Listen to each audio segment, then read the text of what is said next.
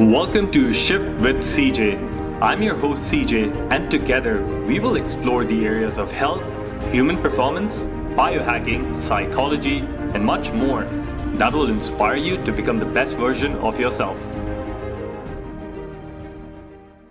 Are you present in the now, or are you swinging between the past and the future?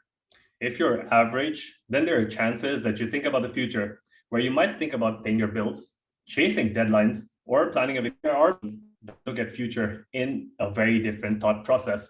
Some people think about the future of humanity. Some people think about the future of technology. And some people think about the future of health and wellness. But if you cut that list short, there are very few people in the world who like to put on their futurist hat in finding ways to improve humanity by integration of technology. And today, ladies and gentlemen, I have one such person on the show for you.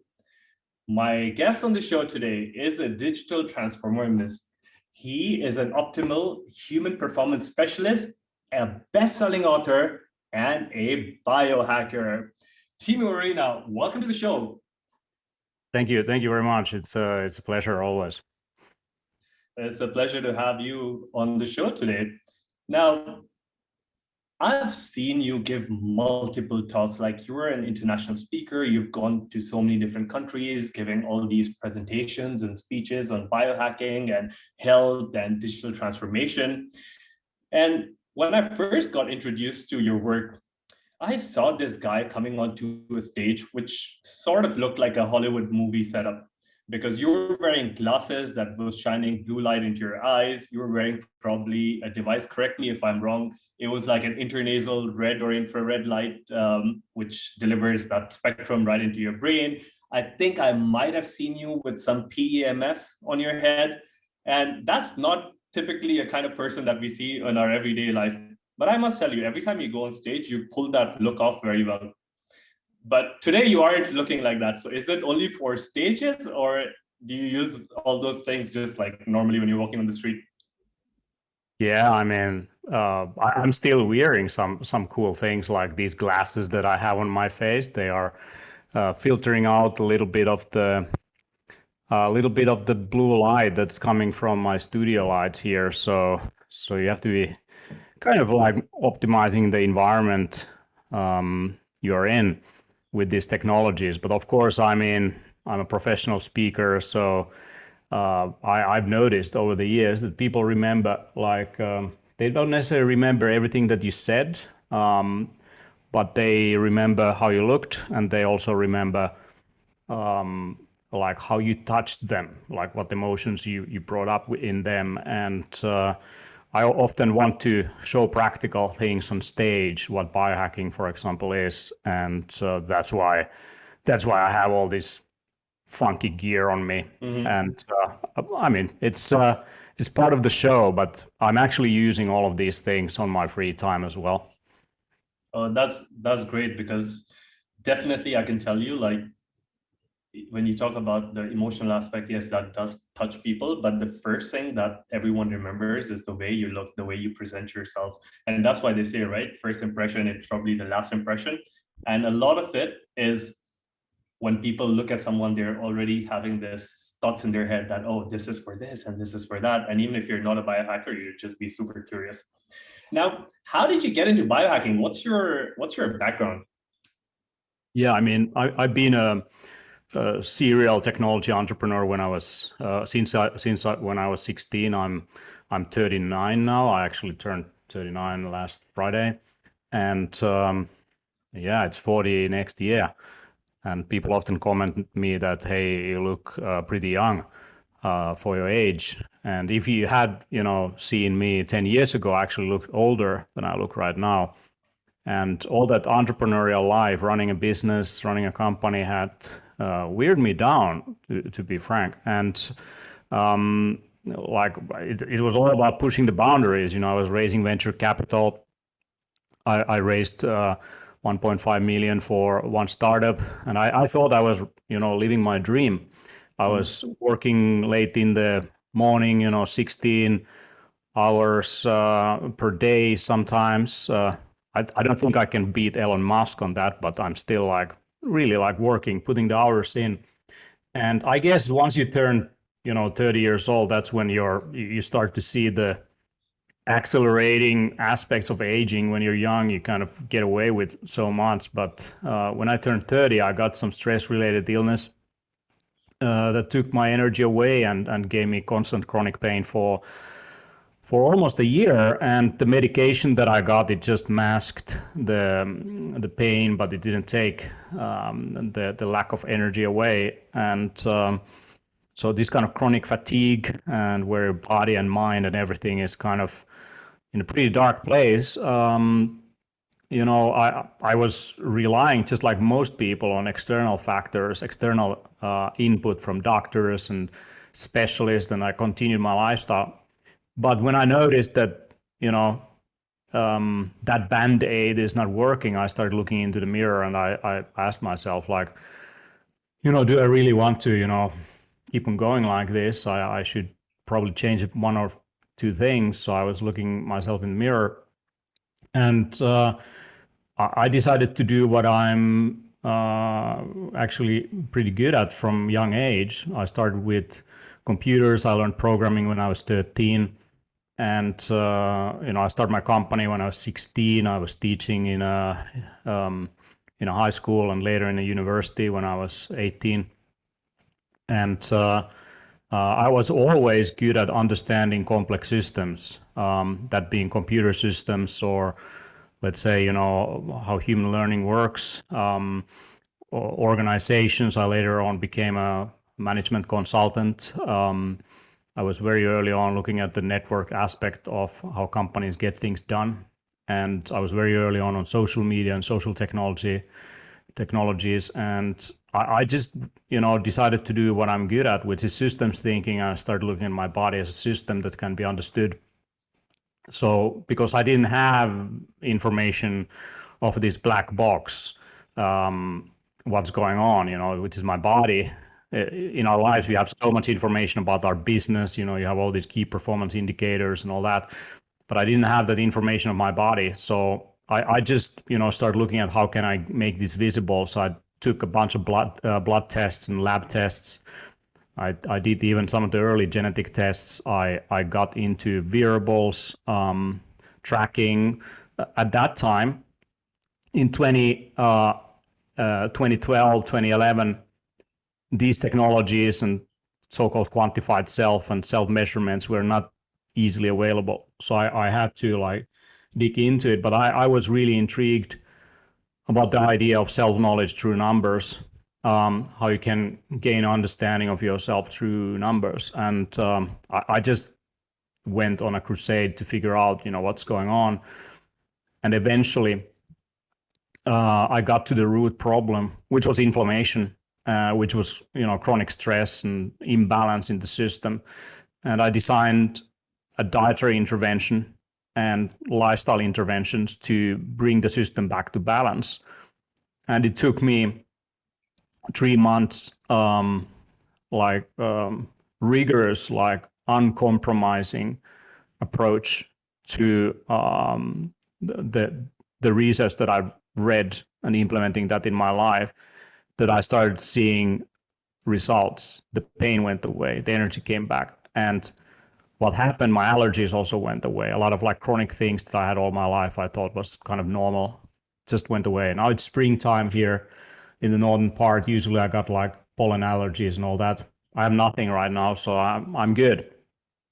And so I switched, some genetic switches in the process, and I felt healthier and more energetic than before becoming sick, and that became a lifestyle. I started sharing, what I did, and there was a term for it, which is biohacking. And I met a doctor and a nutrition specialist, some of my friends who helped me along the way, and we decided to write a book, which is right here. This is the Biohacker's Handbook. It's kind of the missing manual of the human body, and this is description of many of the things that I did, fundamental understanding of what's going on in the human body. It has 1,500 references and hundreds of illustrations, over 500 pages. And I just want to share what I did so that other people didn't have to do the same mistakes. And I learned over the years that teaching is one of the most effective ways to learn. Listening to a lecture, reading a book, that's cool. But once you implement it in your life and once you start sharing and teaching others how to do it, that's when you really understand what's going on. And so what was originally designed to be a protocol through which I want to just get myself back to balance actually became a lifestyle and a job. So I've been writing several books over the years. This is one of them. And organizing a conference called Biohacker Summit, which is where we met in Helsinki, Finland, which we've done now 10 times. And yeah, it's a growing movement. And in the last 10 years, it just, this kind of self-driven experiments, biohacking, it has just grown as a trend. And there's so much going on in that space right now. And I'm very happy to ride that wave, just like I ride the wave of social technology, social media early on. I think this disruption in healthcare is just about to start, which is the move from mass solutions or one size fits all to customizing health and wellness interventions to single individuals. And what worked for me might not work for you. You have to figure it out yourself. And the data that you can derive from your body is a central piece. So that's kind of how I got into it. I kind of it carried me away, and we founded Biohacker Center to publish the book originally. And now it's become a big business on its own as well. So we have an online store for biohacking related tools and technologies and supplements. We have the conference, and we have several books that we are publishing every year. Yeah, I have I have your book lying in my book cabinet over there, and yeah, huge book. It's very difficult to travel with, I must say, so you have to read it in your house because it's big and chock full of information, really great stuff. And I know that you guys keep on upgrading it with new information, like you've had on how to optimize ketogenic diet, and then you have the upgraded workplace, and you have so many things that you keep on adding to this list, which I'm really happy about, because you keep on giving people the opportunity to learn once they're connected with you. And this Biohacker Center, the first time that I heard about it, I was very intrigued. Is this where you are right now? I'm at my home right now. Is it a physical space? Yeah, okay. This is my home, but it's turning into a studio. So it's kind of a place where I'm building kind of into a prototype of an optimized environment. So starting from bedroom to kitchen to the ergonomics and the working desk and my sauna and spa and cold baths and all that. And I'm planning to film that on our YouTube channel at Biohacker Summit soon as a series. Biohacker Center, the headquarters is in Helsinki, Finland, where most of my colleagues work, and that's also a pretty cool theme park, and with biohacking tools and technologies. So how does a day in the life of an employee or colleague, workers who are actually at the headquarters is different from a regular office person? Now you mentioned some biohacks. Do you want to take us through some of the biohacking things that you have in your office? Maybe I know that you guys have had a supplement closet, and what else are you doing to optimize that workflow environment? Yeah, I mean, well, where I'm sitting right now, this is of course a standing desk that I use, and I have air purification device right next to me, and air humidifier. It's not that humid here in the northern hemisphere, so it's good to increase humidity if needed. The temperature is controlled, so I can bring that low enough. although that's not a problem in winter time for sure. And I've got some, some cool devices here, like for example, this one is a red light device that I'm using to, help with some neck pain or whatever stiffness that I might have from sitting in front of a computer for a long period of time. It's called Flex Beam. And I got some sensors here that are also measuring air quality, how long I sit in front of this computer. I got, this device here is my timekeeping device. So depending on which side I place it on the table, it starts to track how much I spend on a specific activity, and every phase of this cube is basically a specific activity, like working on presentation, doing a podcast with you, for example, etc. So it tracks time. I got different type of glasses, so these yellow ones are for day computer use, and I got these ones which are my Bono glasses. So if I want to be a cool rock star, I use these. So these are blocking all blue light pretty effectively. And I got some plants around here, and some exercise equipment, some resistance bands that I'm using. When I have a break, I have a pull-up bar right next to me. And I'm sipping some really nice optimized beverage, coffee with some right now with some focus and immune system supporting supplements in it. Got some tinctures here, so this is a specific medicinal mushroom that's really good for the nervous system and for increasing stamina.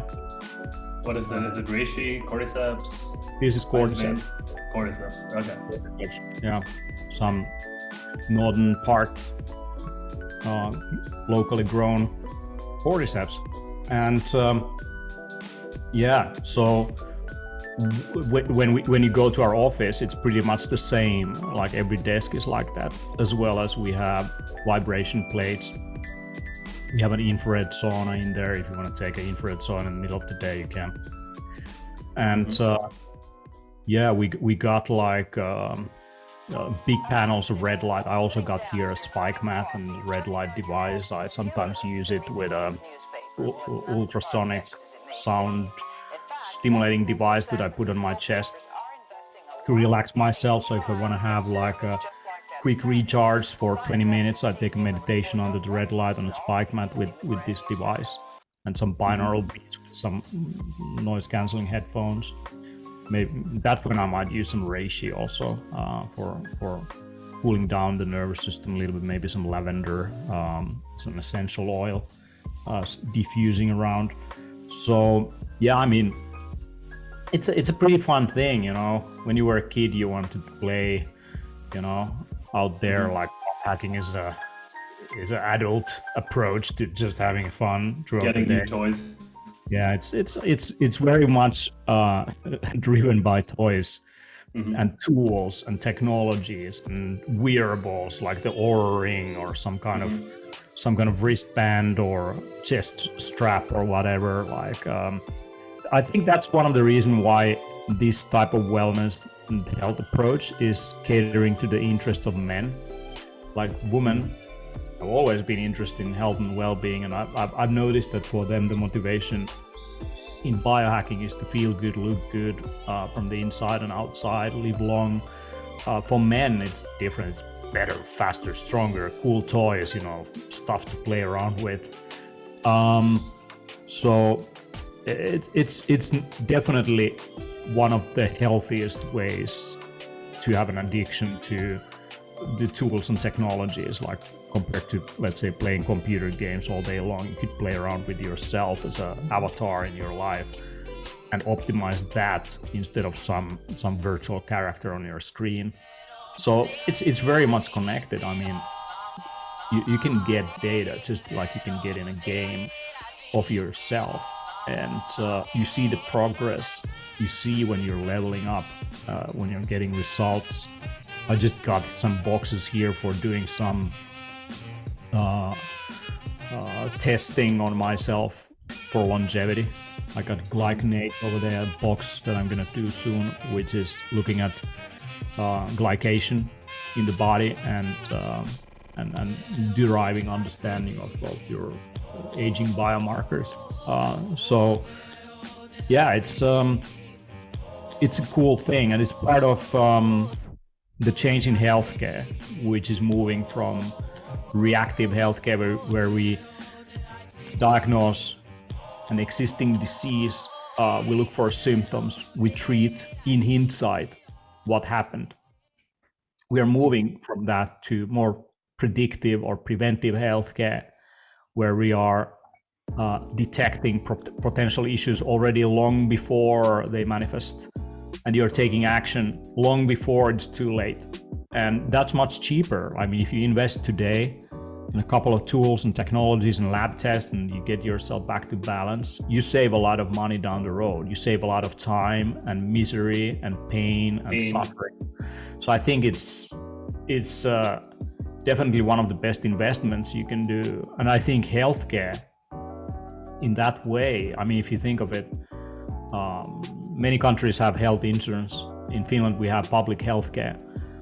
I think if we had this type of data and people were taking care of themselves, that could pay dividends to you. Like, instead of paying through your taxes or insurance for potential issues down the road, you would do that still, but you would get a return of investment in yourself. So let's say if you are completely healthy for 10 years, 20 years, 30 years, never sick, never getting into any chronic illness like diabetes or cardiovascular disease or whatever, I think the government should pay you, because you are not a liability. You are actually providing results, and you are more likely to stay longer in work life and get things done for the society at large, instead of just sitting indoors watching television, drinking yourself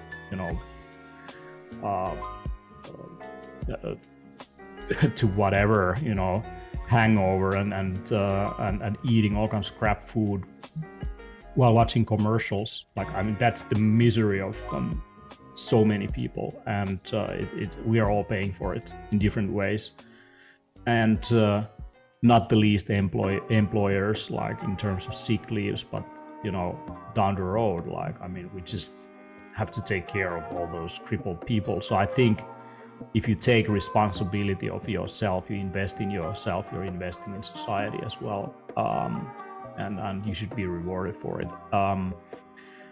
But in the end, the most rewarding aspect is that you feel better, you get things done, you have more motivation, better energy levels, and you enjoy life more. And I think that's why it's all worth it. I think you're absolutely correct. One of the most important parts that people miss these days is that last part you talked about, which is enjoying life, because people are used to pushing through the pain. The scenario that you described, a person watching TV, having a beer, drinking themselves till the next morning, is a reality in millions and millions of people's world. And the sad part is that everyone's accepted it as if it was normal, because they don't know any better, or like their friends, families, relatives, or girlfriend, boyfriend are doing the same thing. Yeah, so, and many people learn the hard way. It's like you don't do changes until it's too late, in a way, and that's sad. I mean, I had to do it also. Like, I just pushed myself to the boundary, and when I got like some chronic illness that I just can't mask or just hide or whatever with medication, I just had to do the work myself. And I hope that more people wake up earlier and they prevent these kind of things happening. But unfortunately, as humans, we're human, we enjoy ourselves, and we just push the boundary until we see there is a boundary. And it's with work, that's cool. Like, I mean, we cherish all these entrepreneurs who put all the hours in, but there's so many people, like who are not making it, who are get chronic health issues. I know so many entrepreneurs. We cherish, Elon Musk's and whatever, but there is, for every Elon Musk, there are hundreds or thousands of people who have like multiple chronic health issues, depression, arrhythmias, all kinds of like nervous system problems, sleeping problems, and we don't talk about those as much. The failures that come from that, like statistically, like 80% of hardcore heavy entrepreneurs are more likely to get, chronic health issues, like 3 to 5 years down the road of running something intense. And you can do all of that while maintaining good health. You can actually get more results. And that's kind of the flip side of it, is that you can do the better, faster, stronger without killing yourself slowly. You can do it. You can get away with it if you know what you're doing, and actually you get more done. It's just like with sleep. Like if you don't sleep, maybe you get a few hours in, but the hours that are on the table, those are less effective. Your brain is not working optimally. Your anxiety, you are making mistakes. If you just let yourself relax, let yourself sleep, the day looks completely different. You probably get 10 times more done in 1 hour than normally takes you 10 hours. So that's the kind of the thing, is that you have to find balance. You have to find equilibrium. You have to find the ebb and flow of being a human being, that you have to just like discharge occasionally just to be able to charge again. Just like you're running a marathon, you're not just going from one competition to another. You take a good, recovery period in between so that you're able to do that. But unfortunately, most people, they just go through their weeks like pushing the boundaries without applying this kind of logic. And when the weekend comes along, when they're supposed to get relaxation, that's when they party hard, drink hard, whatever. And they don't get the recovery their body needs, and then on Monday things start again. So that's kind of the self-sabotaging aspect of human behavior and health issues, and unfortunately that continues as long as something breaks down and someone tells you, hey, you have to change your behavior, or you figure it out yourself. And I hope to be able to inspire people, motivate people to take action before it's too late. Well, definitely, that is one thing that you have been able to do with all your work. You've got great content, the way it's delivered, the form of content, how easy it is, how easily accessible it is. It just makes people more in line and in tune with what you're saying and what your goal is, which is for everyone to be healthy, take that step. Now tell me, how does a day in your life look like?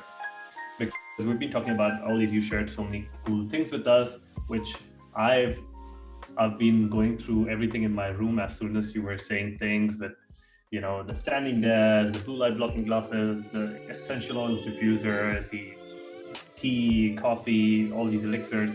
So I can pretty much find everything that you said right next to me, apart from the infrared sauna. And that is one step that I really gotta take. Have you experimented with the sauna blankets, infrared sauna blankets? I haven't experimented with one myself, but I mean, it's the same. Of course, you get it closer to your body, and compared to being in infrared sauna where the panels might be a little bit further away. I'm not sure about the efficacy or effectiveness, but I guess you get a really good sweat doing that. What I'm building right now with clear light is a sauna that is integrating several modalities. So a cabin that is the ultimate recovery cabin. So not just using infrared, but using also near infrared, not just far infrared, which is typical what infrared sauna does, but I also use near infrared and red light. The full spectrum. Yeah, basically like adding a few other spectrums. And then you could have also a daylight lamp in the morning, like just to wake you up. So you can use so many different frequencies of light. Some of them to get you sweating, some of them to trigger your mitochondria to produce energy, some of them to accelerate healing or stimulate the immune system, some of them to help your circadian rhythm and help you wake up. I'm even integrating a vitamin D lamp so that I can get vitamin D when the sun is not available, which is often the case here in the northern part in winter times. And then also using air as a delivery mechanism for certain substances. You can use essential oils and so on that are stimulating focus or relaxation or attention or meditation. So I think a cabin like that can provide so much in terms of different recovery modalities, so that you get like synergistic effects from several things. You can have also a nice tea or some supplements that are enhancing what's happening. That is interesting. Yeah, I mean, it's like stacking things in different ways. So, and of course, like the traditional Finnish sauna, also like the traditional like dry sauna or like just having a stove on top of infrared, like infrared sauna and traditional Finnish sauna are different things. They do different things. Both of them make you sweat, but in different way. The other one is more likely to stimulate, like the Finnish dry sauna is more likely to activate pathways related to longevity, like FOXO3, increase the production of heat shock proteins, especially good when combined with cold therapy. So getting yourself into a cold shower or just like an ice bath and alternating between heat and cold. I feel my heart rate goes much faster, much higher with a traditional Finnish sauna. So that it's also an exercise mimetic. So it mimics some of the effects of exercise, which are improving blood sugar regulation, stimulating the immune system and the cardiovascular system specifically. While infrared sauna is good for detoxification, mobilizing certain lipids, which is related to the detoxification effect as well, not just sweating, that you can take advantage of. Like, I mean, the body is storing heavy metals in fat tissue, and you can mobilize those lipids with infrared, far infrared specifically, for a brief moment, and you can use chelators and chelating agents to trap those and remove them from your body. And sweating is, of course, like the oldest way of secreting toxins from the body. And yeah, I mean, there is so many different benefits of just like pushing your body into a boundary, and that's what we call hormetic stressors or hormetic effect or hormesis, where the body is going through stress like heat or cold or exposure to specific wavelengths, but at the same time it has a response which is increasing resilience. When you exercise, your heart rate goes up, but when you are doing it on a regular basis, your resting heart rate will be lower. So there is a compensatory effect, and that's an example of a hormetic response.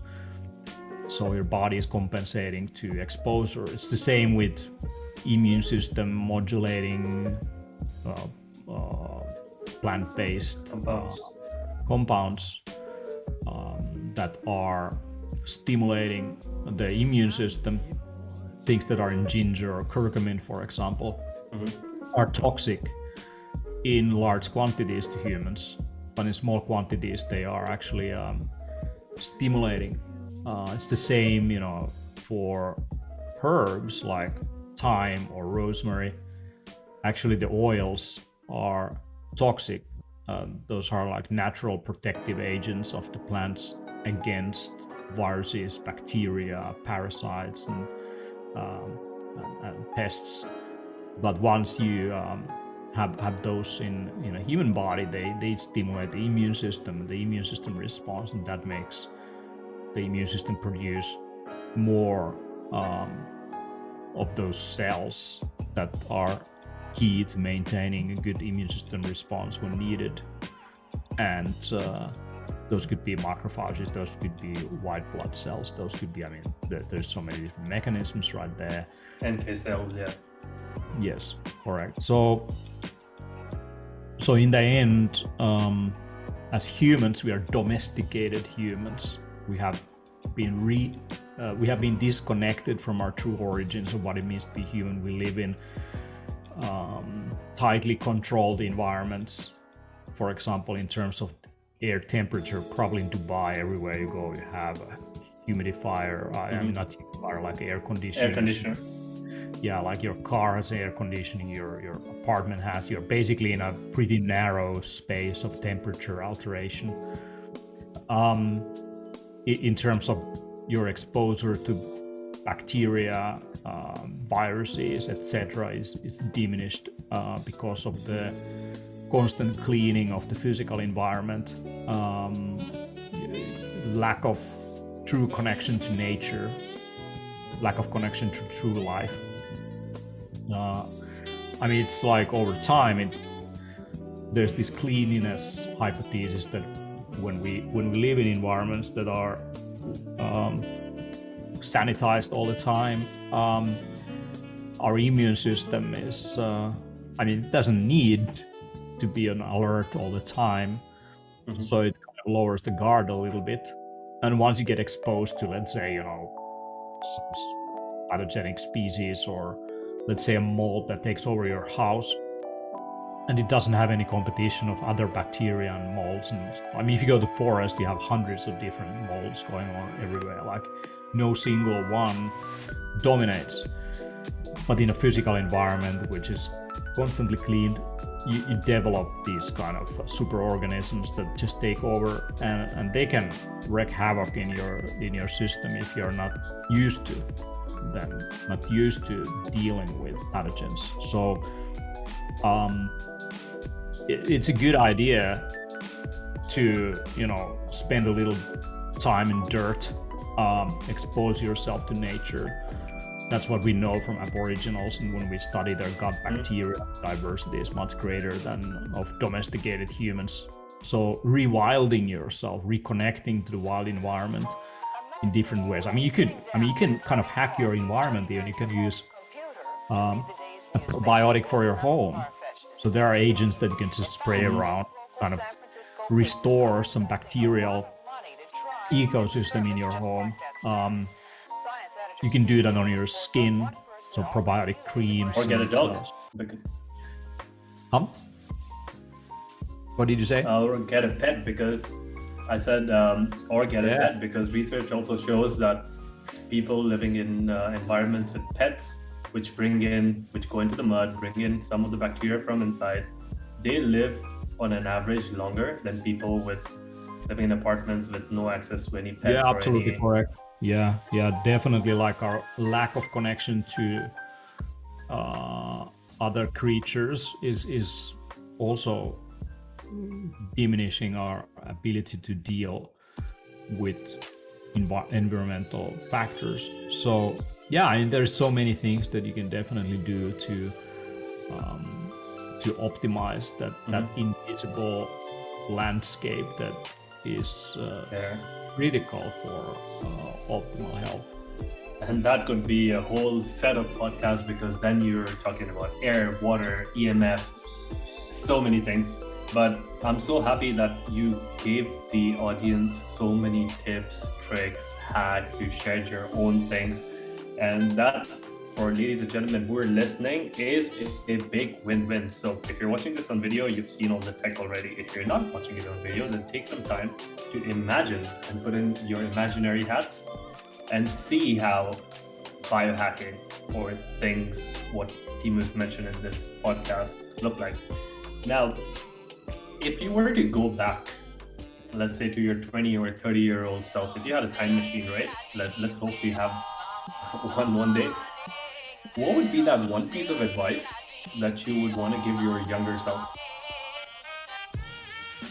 Well, life is a constant process of waking up from a dream, in a way.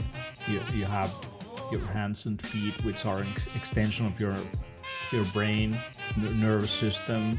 There's a lot of nerve endings in your fingertips that helps you to navigate and figure out if what you're touching or experiencing is dangerous, or if it's food, or if it's safe.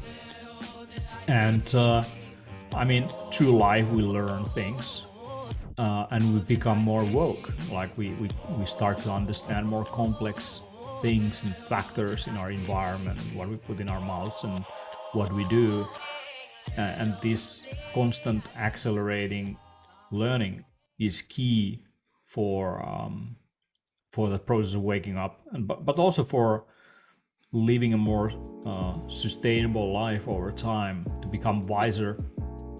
So when I was younger, I've been always curious and so on, but I learned the hard way that you shouldn't just focus on external factors like learning skills or doing things like that are external to you. Like when I was in my working life doing all these startups, I was interested in organizing things and time management, whatever. But in the end, if you're not taking care of your internal environment, things will be out of sync, and eventually the environment is going to get you.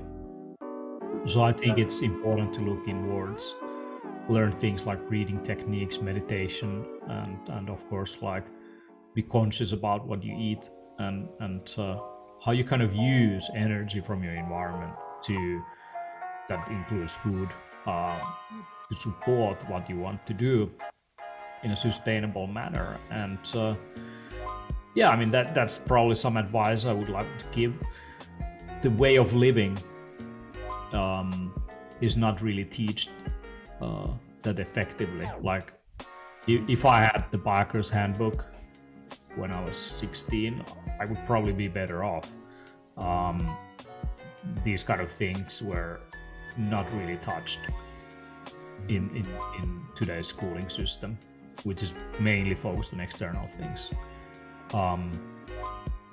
So yeah, that's kind of like what I would pay attention to with my kids, at least. Like, hey, take care of your nervous system, man. Yeah, nervous system is a big deal because we see everyone who's walking around these days with so much of trauma, anxiety, fear, nervousness. So if they learn how to control all of this with any things like you mentioned, like cold exposure or breath work, things will look much better for our future. And Teemu, thank you so much for all the work that you've done. Your content is great. Like I mentioned, you have a great personality. The shows that you put up is amazing, and I hope to see you in the next one. For now, if someone wants to get in touch with you or reach you out, what's the best way to get in touch with you? Yeah, check out biohackingbook.com and biohackersummit.com. You can also find these on social media, on Instagram, for example, Biohacking Book and Biohacker Summit. And that's where we are putting out a lot of information. And on YouTube, you can find the Biohacker Summit YouTube channel. We've been pushing out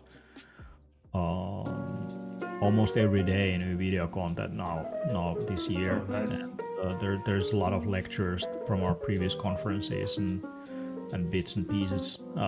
So I would recommend taking a look at that. And get the Biohacker's Handbook if you want to get started. Many people tell me it's kind of one of the fundamental handbooks of in the field of biohacking. there is more advanced stuff that goes deeper into specific intricate details, but this one is giving you the map of the territory that you're navigating, your sleep, your exercise, your body, or your mind, we have a sequel coming, which is called The Resilient Being, which we are in that book we are looking to build resilience from a level of a single cell up to the level of the whole organism. And I think resilience is a key component, especially now in times of turmoil, times of uncertainty, times of, invisible enemies lurking in whatever surfaces, and even other people become dangerous to be around with, in a way.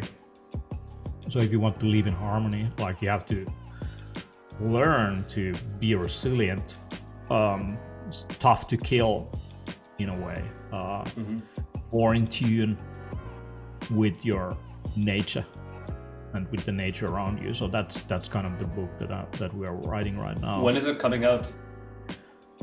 I mean, these things are like, some great games or movies. It's done when it's done. We don't want to compromise anything, but definitely it's still probably going to take at least a year. So probably 2022. All right, perfect. We will be looking out for that one. And for those of you who are listening, I have the Biohacker's Handbook, and I have got to learn so much. And one of the great things I like about it is that, unlike if you read other books on biohacking, fitness, wellness, they are kind of boring because they don't have illustrations, they don't have different colors, they don't go through it in a systematic approach. It's basically someone telling them about their life and how they optimize it, which some people might find interesting, but honestly, to me, it gets boring after a while. The Biohacker's Handbook is different in a way because it doesn't tell you a personal story, but it's very objective, it's very systematized, it's where it takes you on a journey where you complete one thing to the other, and then what you learn from the previous chapters can be applied to the next one, and it's beautiful. So I would recommend everyone have your hands on it, and if you have like a coffee table, it looks pretty cool on that as well because it's nice and big, and everyone will just ask you about it. And Teemu, thank you so much for all the work you've done. Thank you for being on the show. Thank you for biohacking and making it accessible for all of us. And this is me, CJ, signing out from the Shift with CJ podcast. Everyone have an energetic week in front of you. My pleasure. Enjoy. See ya, brother. Your time and presence with us through this podcast is highly appreciated. If you want to learn more, then head over to our website, www.shiftwithcj.com.